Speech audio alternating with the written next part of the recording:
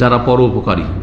এই হাদিসটি আহাব্বুন নাস ইলাল্লাহ আনফাউহুম, মানুষের মধ্যে সবচাইতে বেশি প্রিয় আল্লাহর কাছে হচ্ছে যে মানুষের যত উপকার করতে পারে। আপনি যত উপকার করতে পারবেন তত বেশি আল্লাহর কাছে প্রিয়। আরে মানুষের কাছে তো প্রিয় হবেনি যার উপকার করবেন ভালোবাসবে না। আর নুন খেলে একটু গুণ গাইবে, অবশ্যই গাইবে। এত নিমক হারাম দুনিয়া নয়। সে সাময়িক হইতে পারে নিমক হারাম, অনেক সময় করে, কিন্তু তারপরে আর সে যদি না করে তার আশেপাশের লোক করবে। অনেক সময় ভাইয়েরা আপনার সাথে দুর্ব্যবহার করছে, ভাই বোনকে দেখেছেন তারা খারাপ আচরণ করছে, এই প্রবাসীদের এটা তিক্ত অভিজ্ঞতা। কিন্তু দেখবেন আশেপাশের লোক ঠিকই জানছে এই ভাইগুলোকে, এই বোনগুলিকে অমুকই মানুষ করেছে, অমুক এগুলো দেখাশোনা করেছে। গ্রামবাসী ভালোবাসছে আল্লাহর পক্ষ থেকে, কারণ আল্লাহ যে ভালোবাসছেন। জি, আহাব্বুন নাস ইলাল্লাহ আনফাহুম, মানুষের মধ্যে সবচেয়ে বেশি প্রিয় আল্লাহর কাছে যে যত বেশি উপকার করতে পারে। আর একটা হচ্ছে দুনিয়ার উপকার, একটা হচ্ছে দিনের উপকার। কোনটা বেশি গুরুত্বপূর্ণ? 1 কোটি টাকা যদি আপনাকে কেউ দেয়, আর একজন একটা টাকাও দিতে পারলো না, কিন্তু আপনাকে জাহান্নামের রাস্তা থেকে জান্নাতের রাস্তায় লাগিয়েছে। আপনি ছিলেন মাজার পূজায়, আপনি ছিলেন মূর্তি পূজায়, হিন্দুর সন্তান, আপনি ছিলেন খ্রিস্টানের সন্তান, হ্যাঁ, নাস্তিক পরিবারের, আপনি ছিলেন বিদআতপন্থী, আপনাকে কোরআন সুন্নাহর রাস্তায় লাগিয়েছে, তার ইলম দিয়ে আপনাকে জান্নাতের রাস্তায় লাগিয়েছে। কে বেশি উপকার করলো? যে 1 কোটি টাকা দিয়েছে আপনার জন্য জান্নাতে নিশ্চিত করতে পেরেছে? পারেনি। 1 কোটি টাকা কেন, সারা দুনিয়া যদি দিয়ে দেয়, কিন্তু আপনি হেদায়েত না পান, হেদায়েতের রাস্তা, জান্নাতের রাস্তা না পান, তাহলে আপনি জাহান্নামী।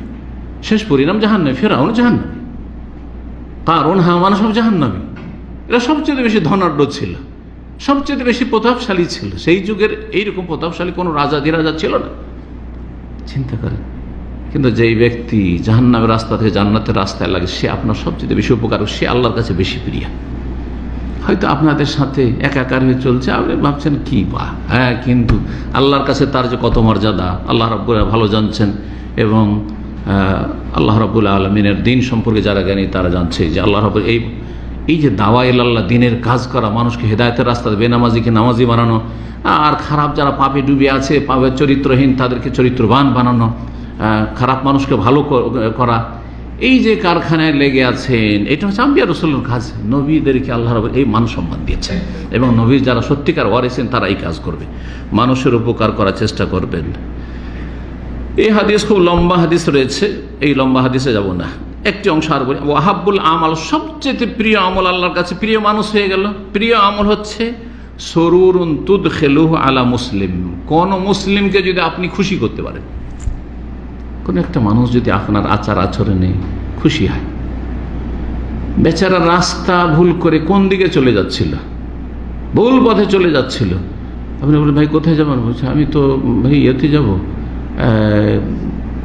কি বলে, মক্কা যাব। বুঝলো, আপনি তো মক্কার রাস্তা না, আপনি তো জোবেল ধরে এইদিকে, তো আপনি কুয়েতের রাস্তা ধরেছেন, আর না হয় কুয়েত, না হয় আপনি অন্য দিকে এরাক অথবা ওইদিকে আপনার জর্ডান, ওইদিকে চলে যাবেন, ওই রাস্তা ধরে নিয়েছেন আপনি। সুবহানাল্লাহ, কত হয়রানি থেকে তাকে বাঁচিয়ে দিলেন। আর সেটা যদি মরুভূমিতে হয়, এমন রাস্তায় চলে যাচ্ছিল সেখানে মরণ ছাড়া কোনো উপায় ছিল না। সুবহানাল্লাহ, মরুভূমিতে যারা হারিয়ে, এখনো গাড়ি নিয়ে মরুভূমিতে হারিয়ে যায়, কোনো দিশাই পাবে না, কারণ সেখানে কোনো বোর্ড ফোর্ড কিচ্ছু নেই। এরকম পরিস্থিতির শিকার আমরা হয়েছি, ঘুরতে আছি কোনো দিশাই পাচ্ছি না, এমন হয়েছে। সব চলে গেছি বেশি মরুভূমিতে, তারপরে আইডিয়া পাওয়া যাচ্ছে না কোন দিকে যেতে হবে এখান থেকে। আল্লাহ হেফাজত করুন। কোনো মুসলিমকে যদি খুশি করতে পারেন, পিপাসিত মানুষ, বেশি খরচ করা লাগবে না। কয়েকদিন আগে একজন পিপাসিত এই রাস্তা ক্লিন করে, এত গরমে রাস্তা ক্লিন করছে, মাসখানে কত গরম ছিল সেই সময়। তো একজন টেলারের কাছে আমি দাঁড়িয়ে আছি, আর ওই সময় টেলার ভাইকে বলছে যে ভাই আপনার কাছে একটু পানি আছে, আমার এই খালি বোতল নিয়ে এসে পানি ভরে দেবেন।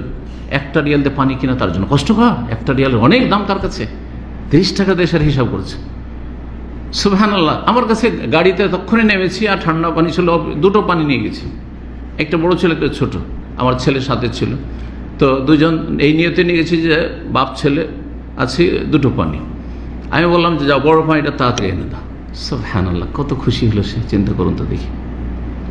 একটা উদাহরণ, এইভাবে আপনি অনেক কিছুই করতে পারেন, ইচ্ছা করলে অনেক কিছু করতে পারেন। আল্লাহ রাব্বুল আলামিন তৌফিক দান করুন। সেই লোকটা কত খুশি হবে চিন্তা করুন তো, কত পিপাসা হয়তো তাকে লেগেছিল।